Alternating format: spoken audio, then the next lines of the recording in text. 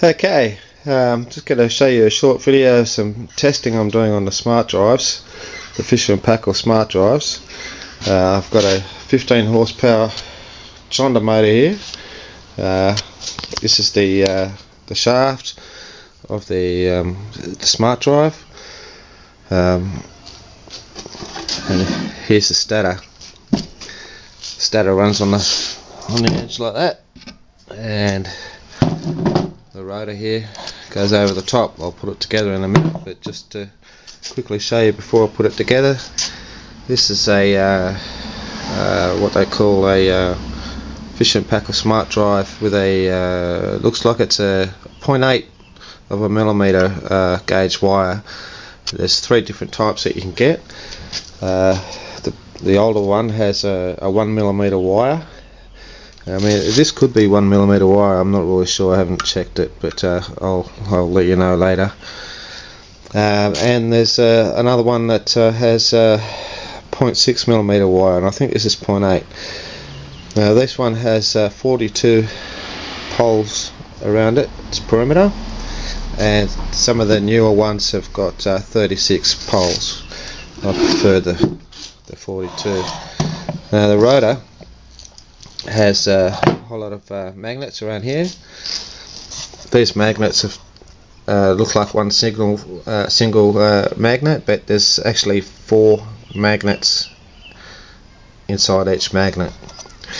The later rotors have separated magnets, so they'll just have one single magnet going around like that, rather than these big wide ones.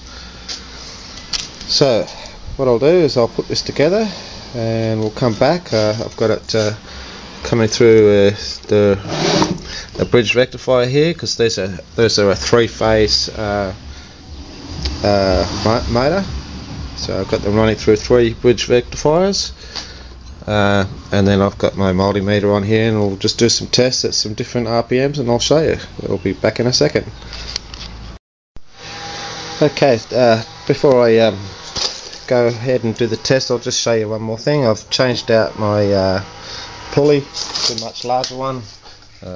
Before I had this one on there, it's only a 2.5 inch, and I've got a 2.5 inch on the motor here.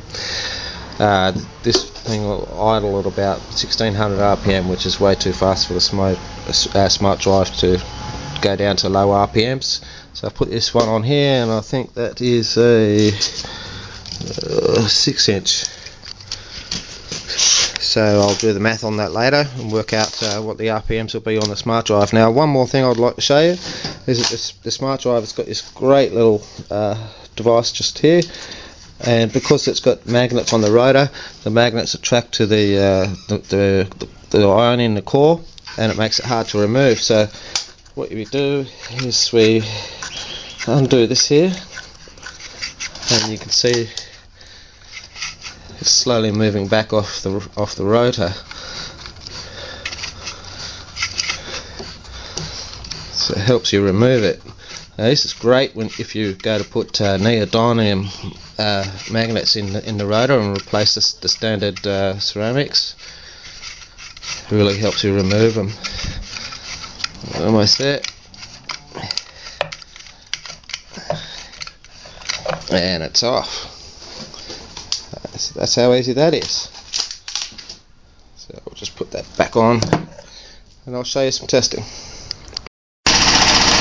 Okay, hope you can hear me here. Got the engine running with the smart drive. We've got a 2.5 to 1 reduction on the pulley drive here. So we've basically got this engine running on its slowest RPM meter. I'm not sure if you can read that.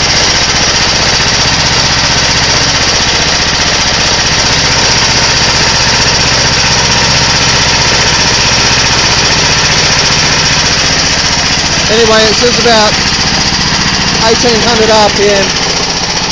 So we look at 1800 RPM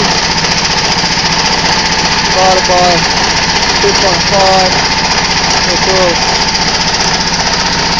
720 RPM. On the left we've got our amps, So we're running 3.7 amps and volts is 263. Let's see what happens when we speed it up a bit.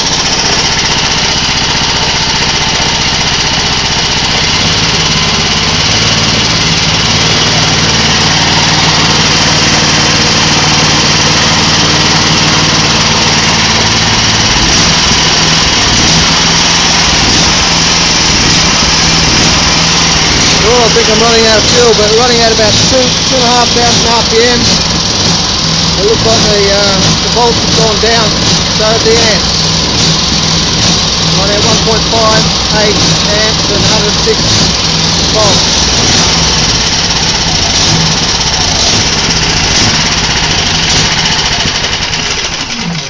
Whoa, I'm out of fuel. I'll have to go get some more fuel. And then I'll do some more tests without the bridge rectifier on.